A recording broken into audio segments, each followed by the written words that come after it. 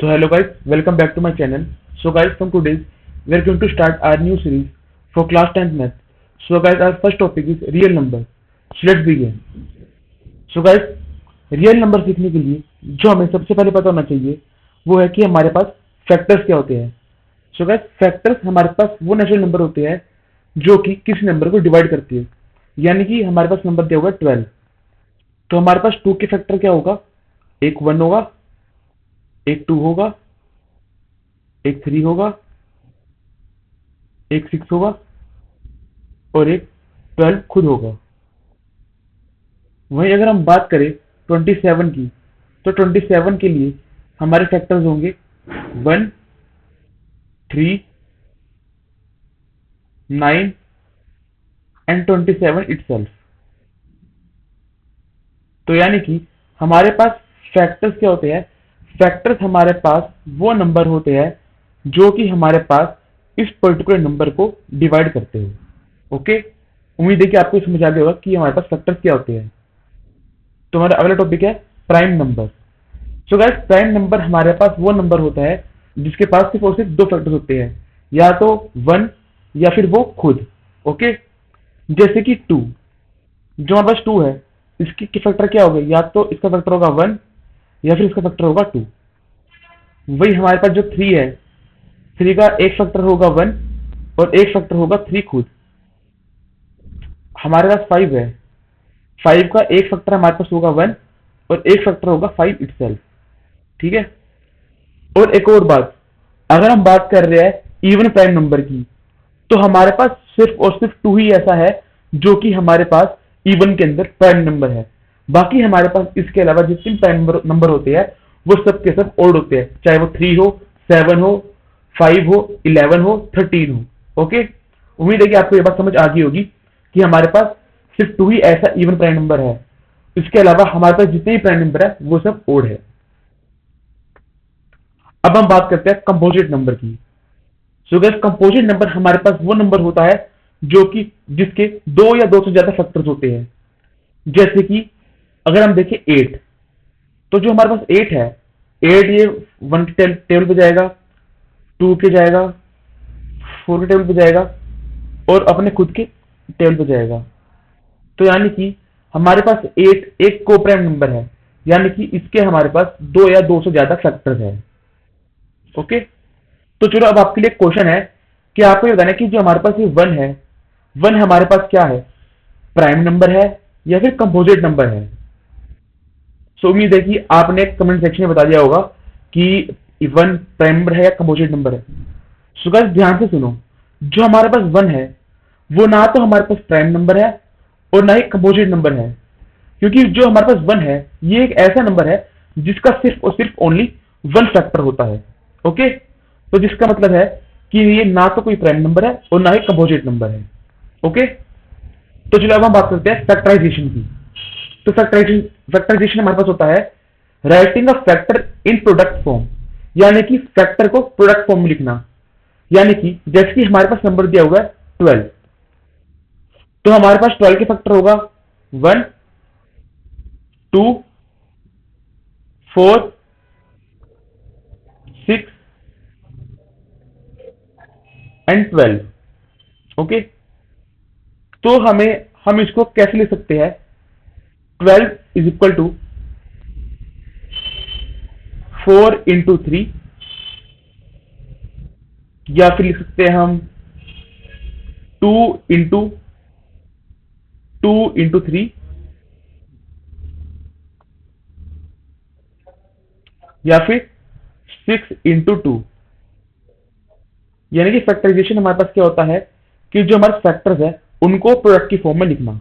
Okay, तो अब next topic है हमारे पास प्राइम फैक्टराइजेशन. तो हमारे पास प्राइम फैक्टराइजेशन होता है ऐसा फैक्टर जिसके हमारे जो प्रोडक्ट फॉर्म आ रही है वो हमारे पास उसके अंदर हो सिर्फ और सिर्फ प्राइम नंबर. यानी कि जैसे कि हमारे पास दिया हुआ है 18, अगर हम 18 के फैक्टर्स देखें तो हमारे पास होगा 1, 2, 3, 6, 9 एंड 18. तो अगर हम अब बात करें 18 के फैक्टर्स की, तो हमारे पास 18 के फैक्टर्स हो गए 6 इंटू 3,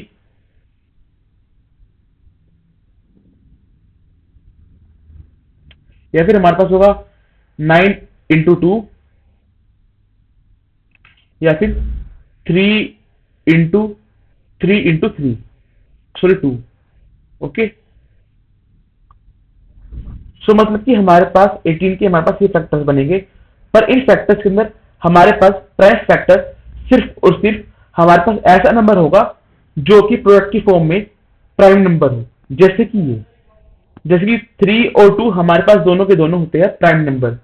यानी कि प्राइम फैक्टराइजेशन वो होता है हमारे पास जो कि प्राइम नंबर हो, हमें उसके फैक्टर्स बनाए किसी नंबर को फैक्टराइज करने के लिए। सो गाइस, अगर हम जैसे इसमें देखें 12 के केस में, तो 12 के केस में जो हमारे पास प्राइम फैक्टराइजेशन होगा वो हमारे पास होगा ये 2 इंटू 3, क्योंकि इसके अंदर हमारे पास ओनली प्राइम नंबर इंक्लूड है फैक्टर्स बनाने के लिए। सो उम्मीद है आपको ये भी समझ आ गया होगा। सो अब हमारे पास है थ्योरम नंबर 1, जो कि फंडामेंटल थ्योरम ऑफ अरिथमेटिक, जो कहती है every composite number can be expressed factorized as a product of prime, and this factorized is unique apart from the order in which the prime numbers occur। Okay, तो इसका मतलब हमारे पास ये है जो हमारा कंपोजिट नंबर है वो हमारा हमेशा इक्वल होता है प्रोडक्ट ऑफ प्राइम नंबर के। जैसे कि हमारे पास नंबर गिवन है 22, तो 22 के फैक्टर हमारे पास बनेगा 1, 2 एंड 11। तो अगर हम इसके फैक्टर्स को लिखें तो हमारे पास क्या होगा, 22 इज इक्वल टू 2 इंटू 11। तो यानी कि हमारे पास जो 22 है इसके हमारे पास 3 फैक्टर्स बने हैं, और हमने पहले पढ़ा था कि हमारे पास कंपोजिट नंबर वो होता है जिसके पास 2 से अधिक फैक्टर्स होते हैं। तो मतलब कि 22 हमारे पास एक कंपोजिट नंबर है, और वही जो हमारा 22 है इसका जो प्रोडक्ट फॉर्म है, प्रोडक्ट फॉर्म के अंदर ये हमारा बन रहा है 2 इंटू 11, और इसके अंदर 2 और 11 दोनों हमारे पास प्राइम नंबर है। और आप जैसे 42 को भी देख सकते हैं,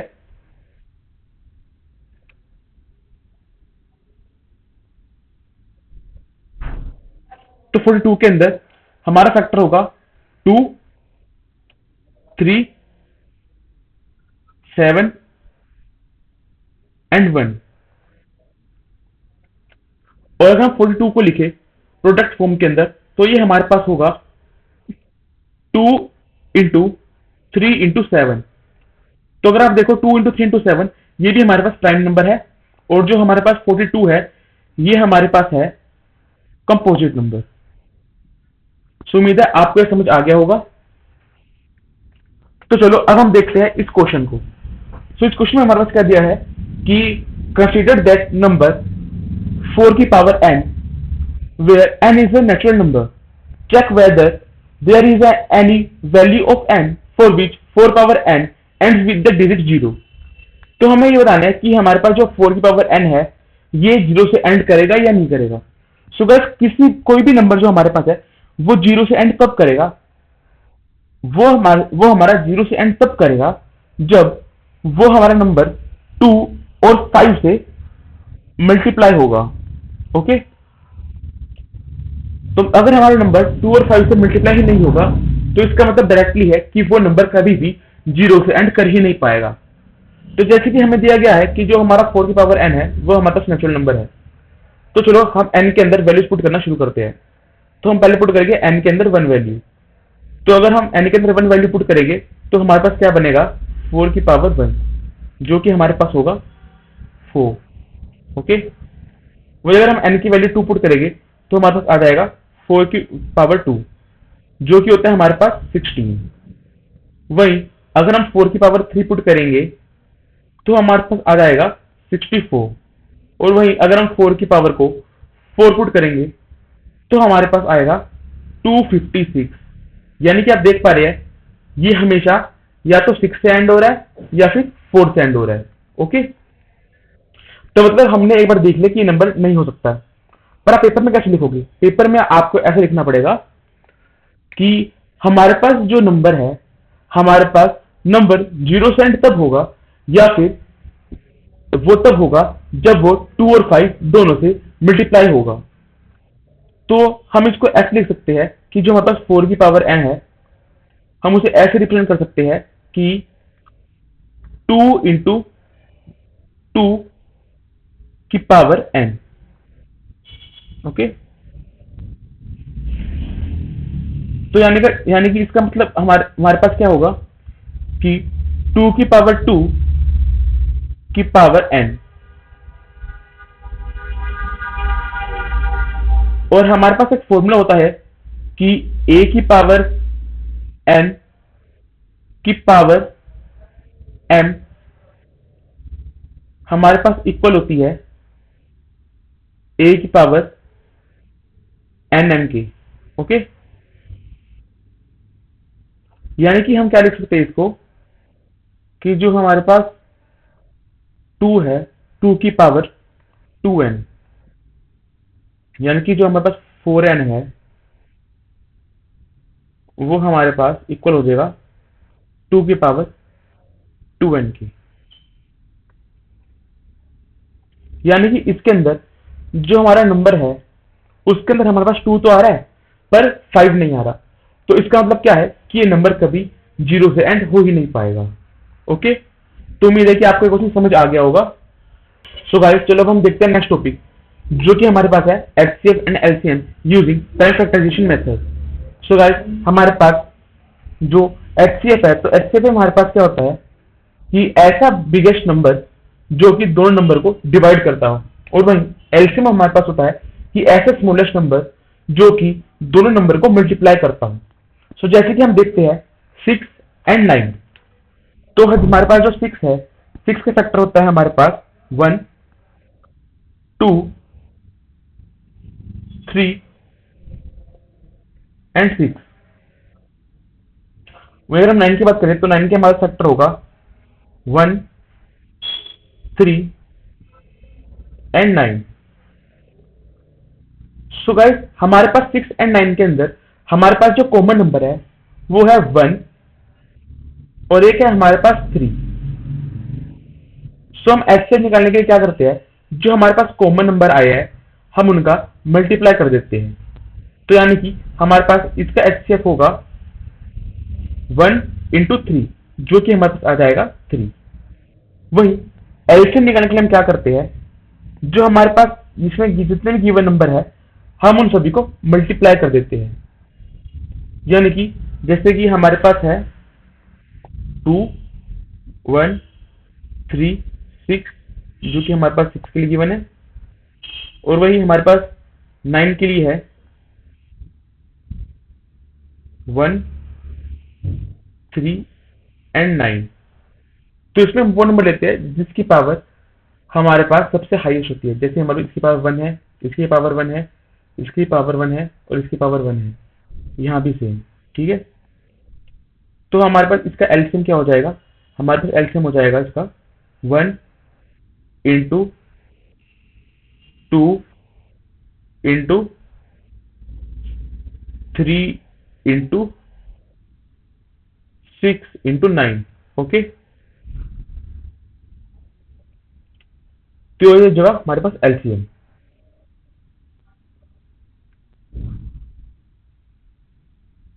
तो चलो हम देखते हैं कि अगर हम 10 और 25 का अगर एलसीएम और एचसीएफ निकाले तो वो हमारे पास क्या आएगा। ओके, तो 10 है, 10 के हमारे पास फैक्टर्स क्या बनेंगे, हमारे पास 10 के फैक्टर बनेंगे 2 5 एंड 5 1। ओके, वहीं अगर हम देखें 25 को, तो अगर हम उसका फैक्टराइजेशन करें तो हमारे पास 5 एंड 5 पे 1, यानी कि हमारे पास 10 के अंदर आ रहा है 2 और 5। ओके, एंड 1 पे कॉमन सेंस 1 आएगा ही आएगा, हम सब इग्नोर मार सकते हैं। और वहीं 25 के लिए हमारे पास आएंगे प्रोडक्ट फॉर्म के अंदर फैक्टर 5 इंटू 5।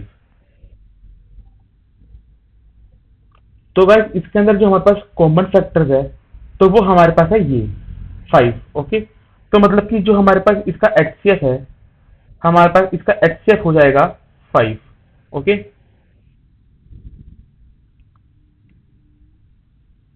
वही अगर हम एलसीएम की बात करें तो हमारे पास इस नंबर का एलसीएम होगा 2 into 5 into 5। ओके, यानी कि 50। ओके,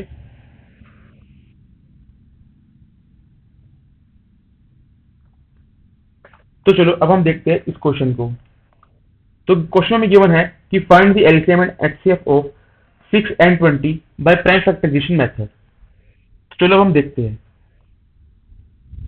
तो हमें 6 का फैक्टर निकाले, तो 6 का फैक्टर हमारे पास होगा 2 and 3।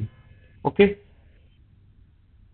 वही अगर हम 20 की बात करें तो 20 का फैक्टराइजेशन निकाले हम, तो 2 10 एंड जो 2 पे जाएगा तो आएगा हमारे पास 5 एंड 5 पे 1, यानी कि 6 का हमारे फैक्टर्स बनेंगे 2 और 3।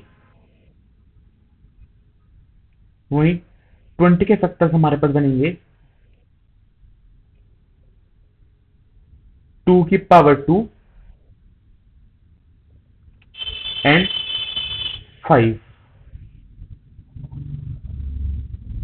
तो अगर हम देखिए हमारा एचसीएफ क्या होगा, तो एचसीएफ आपको जैसे मैंने कहा था कि हमारे पास ऐसा बड़ा नंबर जो कि दोनों को डिवाइड करता हो। तो हमारे पास ऐसा कौन सा नंबर है जो दोनों को डिवाइड कर रहा है, तो अब देखिए तो हमारे पास वो 2 ऐसा नंबर है जो कि दोनों को डिवाइड कर रहा है। और हम देखते हैं इसके अंदर जो हमारे पास नंबर है उसकी लोएस्ट पावर। तो जैसे कि हमारे पास ऊपर गिवन है 2 की 1 पावर और नीचे गिवन है 2 की 2 पावर। तो यानी कि इसके अंदर जो हमारा एचसीएफ होगा उसकी पावर होगी हमारे पास 1। तो यानी कि हमारा एचसीएफ हो जाएगा इसका 2। वहीं एलसीएम के अंदर हम एलसीएम हमारे पास होता है smallest number which multiplies both number, यानी कि हमें इसके अंदर लेनी पड़ती है हाईएस्ट पावर। तो यानी कि हमारे पास यहाँ इसका एलसीएम हो जाएगा 2 की पावर 2 इंटू 3 इंटू 5। ओके, जो कि हमारे पास आ जाएगा 60। और अब चेक करके भी देख सकते हैं कि 2 एक ऐसा नंबर है, ऐसा सबसे बड़ा नंबर है जो कि इन दोनों नंबर को डिवाइड कर सकता है। आप 2 के अलावा जो मर्जी बड़ा नंबर चेक करके देख लो, ऐसा कोई भी नंबर आपको नहीं मिलेगा जो कि इन दोनों को डिवाइड करता हो। और वहीं एलसीएम के अंदर 60 हमारे पास ऐसा नंबर है जो कि इन दोनों नंबर से मल्टीप्लाई होता होगा, सबसे स्मॉलेस्ट नंबर। इससे छोटा आपको कोई भी नंबर नहीं मिलेगा जो कि इन दोनों नंबर से मल्टीप्लाई होता हो। ओके, तो चलो अब देखते हैं नेक्स्ट क्वेश्चन। तो इस क्वेश्चन में हमें 80 और 300 का एलसीएम और एचसीएफ निकालना है। तो हमारे पास 80 के फैक्टर्स क्या होंगे, 2 पे 40 हो जाएगा, फिर 2 पे 20, फिर 2 पे 10, देन 2 पे 5 एंड 5 पे 1। वही अगर हम 300 की बात करें तो 300 के केस में हमारे पास 2 पे होगा 150, अगेन 2 पे हमारे पास हो जाएगा 75, देन 3 पे हमारे पास हो जाएगा 25,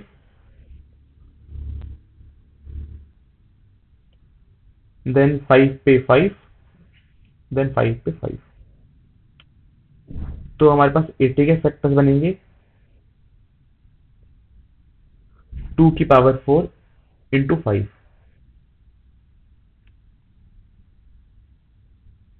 वही हमारे पास 300 के फैक्टर बनेंगे 2 की पावर 2 इंटू 3 इंटू 5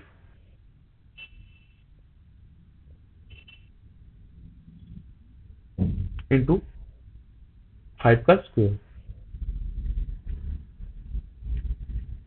तो अगर हम बात करें एचसीएफ की, तो हमारे पास लीस्ट कॉमन नंबर जो इसके अंदर आ रहा है वो हमारे पास है 2 की पावर 2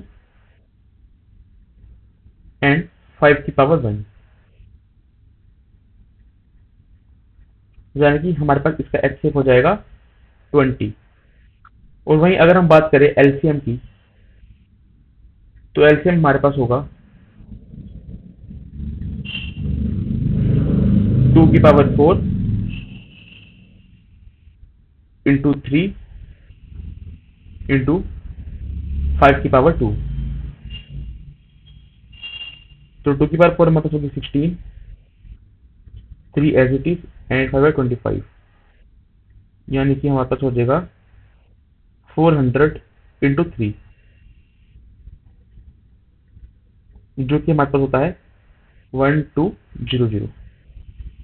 ओके, तो चलो हम नेक्स्ट क्वेश्चन देखते हैं।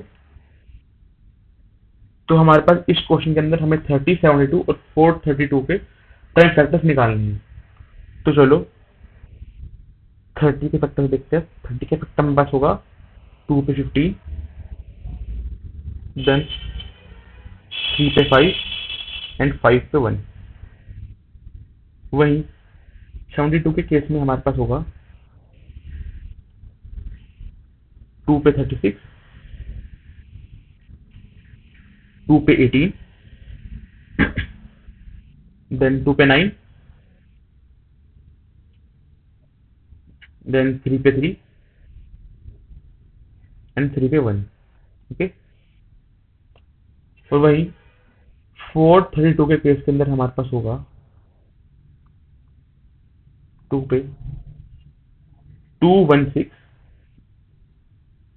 देन 2 पे 108, देन 54, देन 27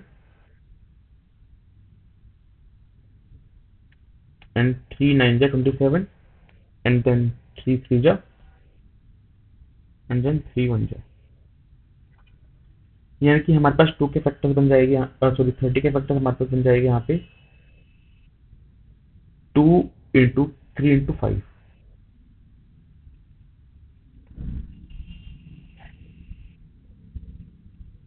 वही 72 के फैक्टर्स हमारे पास बनेंगे यहाँ पे 2 की पावर 3 एंड 3 की पावर 2।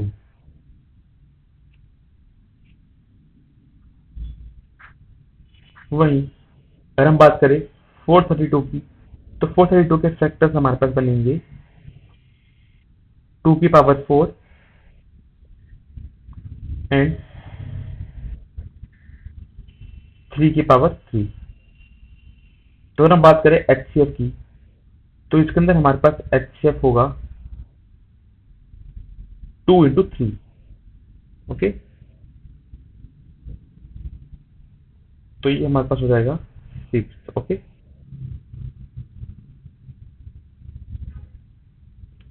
और हम बात करें एलसीएम की, तो हमारे पास एलसीएम होता है हाईएस्ट फैक्टर नंबर। ओके, यानी कि 2 की पावर 4 इंटू 3 की पावर 3 एंड 5, जो कि हमारे पास हो जाएगा 2160। तो चलो अब हम एक और टॉपिक देखते हैं। जो टॉपिक है हमारे पास वो है relation between LCM and HCF. So guys, हमारे पास एलसीएम और एचसीएम के अंदर रिलेशन ये होता है कि जो हमारा एचसीएफ है और जो एलसीएम है, जब हम इन्हें मल्टीप्लाई करेंगे तो हमारे पास बनता है product of given number.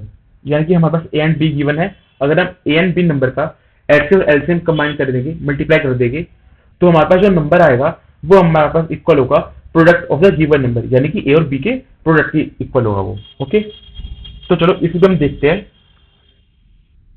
So guys, हमारे पास क्वेश्चन है कि हमें पहले एचसीएफ निकालना है 96 और 404 का by using prime factorization method, जिसके बाद हमें उसे यूज करके हमें हमारा एलसीएम निकालना है। ओके, तो चलो देखते हैं। तो हमारे पास 96 के जो फैक्टर्स बनते हैं वो हमारे पास होता है एंड 8, देन 2 पे 24, देन 2 पे 12,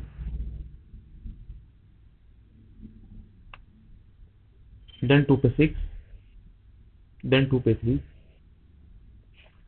एंड 3 पे 1। ओके, वही 404 के केस के अंदर हमारे फैक्टर्स बनेंगे 202, देन 2 पे 101, और वो जो 101 है ये हमारे पास एक प्राइम नंबर है, तो यानी कि हम इसे ब्रेक नहीं कर पाएंगे, तो इसे हम एच उतार देंगे। तो हमारे पास इसका एचसीएफ क्या बनेगा? एचसीएफ हमारे पास बनेगा 2 की पावर 2, यानी कि हमारे पास इसका एचसीएफ आ जाएगा 4।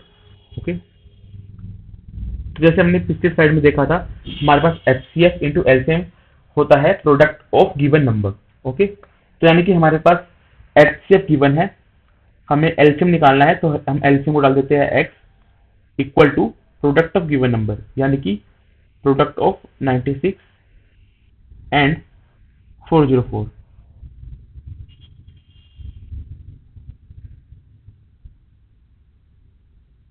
यानी कि हमारे पास जगह x इज इक्वल टू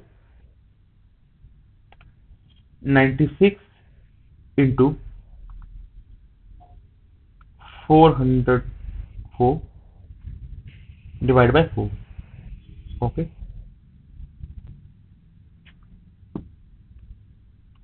जो कि हमारे पास इक्वल होगा